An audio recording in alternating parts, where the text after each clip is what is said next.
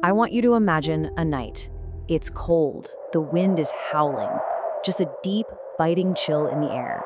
Tonight, we're gonna step into one of those nights, into a story that gives us such a powerful lesson in what it means to be a leader and just what it means to be human. So let's dive in.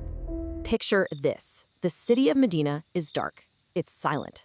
Everyone is tucked away in their homes, fast asleep. But there's one person who isn't sleeping.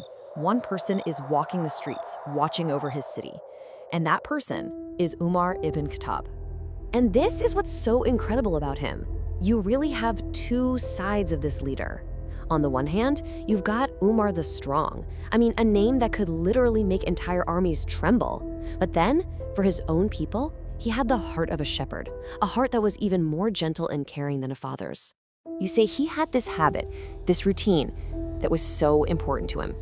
Every single night, he'd walk through the dark streets all alone, just making sure. Making sure no one was hungry, making sure no one was in trouble. And it was on one of these very nights that this story takes place. So as he's walking, his eyes land on something. It's a small, lonely tent, sort of tucked away in a corner. He sees a woman there with her children. And then, from that direction, he hears a sound that just cuts through the quiet of the night. It was the sound of children crying. And not just crying, they were crying desperately. It was a sound so filled with pain that it just stopped him cold, right there in his tracks. He knew he had to find out what was wrong. He walked over to the mother, really gently, and he asked her a very simple, very concerned question. "Sister, why are the children crying?" Her answer was just two words. "Bokehe." They're hungry. A simple, heartbreaking reply that just went straight to his heart. When he asked her what was in the pot that was cooking on the fire, she just said it was cooking. So Umar, he moves a little closer to the fire. He's expecting to see some food, a meal being prepared. But what he actually found in that pot, well, it was something that would shake him to his absolute core. He looked inside the pot and he saw nothing. There was no food. The pot had nothing but boiling water and stones. Can you imagine that? His heart just sank. The mother, with tears in her eyes, she explained it to him. She said, I'm fooling the children. She was pretending to cook, just hoping that the sound and the long wait would finally wear them out and they'd fall asleep. And then, she said something that must have felt like a lightning bolt. See, she had no idea who she was talking to. And she said, Allah will question Omar for this.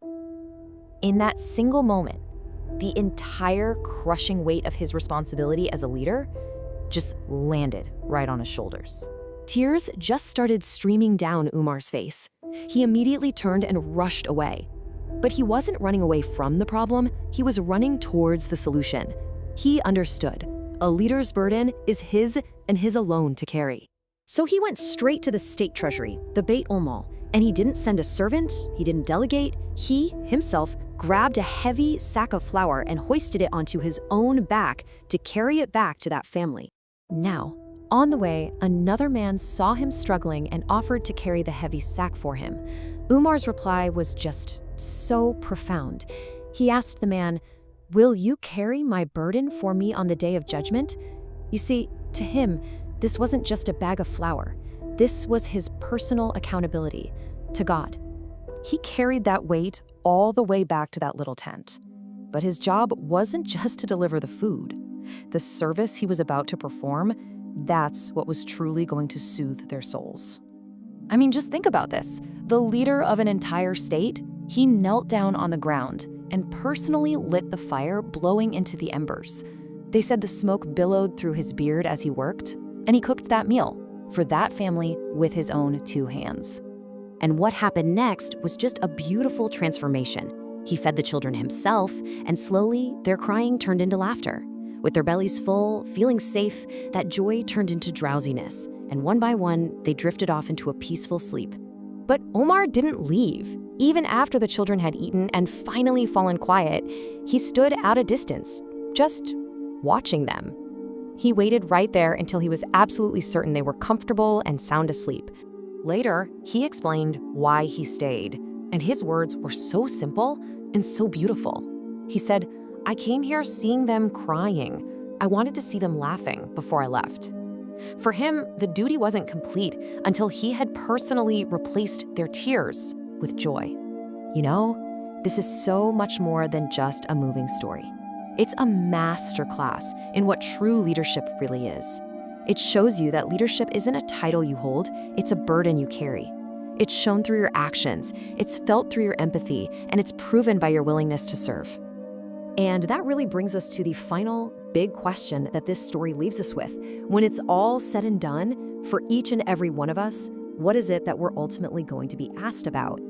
The takeaway is so clear and so powerful. In the end, it's not our rank or our position that's going to be questioned. It's our responsibility and how we fulfilled it for those who were placed under our care.